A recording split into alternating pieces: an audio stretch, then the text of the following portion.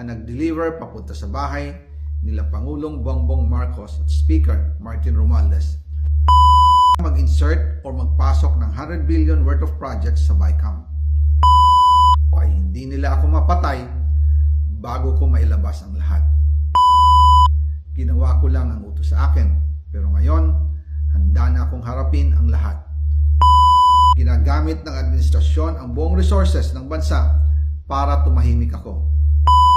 That he will shoot me if I will talk. Gagamitin ako bilang panakipbutas sa kanilang kampanya laban sa korupsyon.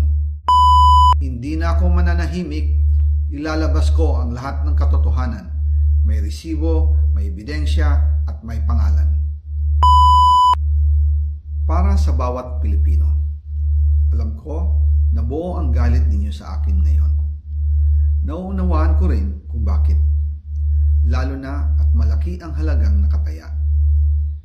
Pero bago kayo humusga, hayaan ninyong ipaliwanag ko ang buong katotohanan. Matagal akong hindi nagsalita dahil may direktang utos sa akin. Huwag nang bumalik ng Pilipinas at manahimik na lamang.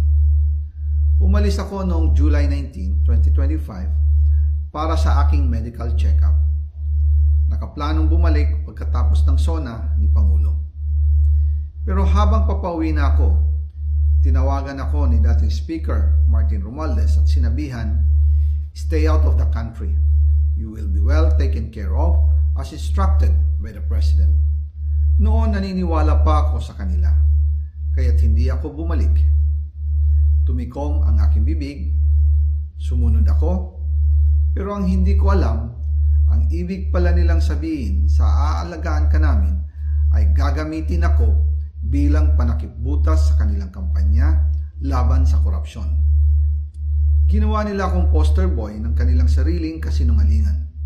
Ngayon, hindi na ako mananahimik, ilalabas ko ang lahat ng katotohanan.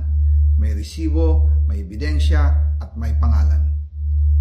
Nagsimula ito nung tumawag si Sekmina Pangandaman sa akin nung nag-umpisa ang BICAM process last year, 2024. Ang sabi niya, katatapos lang ng meeting nila ni Pangulo at may instructions na mag-insert o magpasok ng 100 billion worth of projects sa BICAM. At sinabi pa ni Sekmina, you can confirm with Yusek Adrian Bersamin dahil magkasama sila sa meeting ni Pangulong BBM noong araw na yon. Tinawagan ko po agad si Yusek Adrian Bersamin at tinanong ko kung may instruction nga ba ang Pangulo.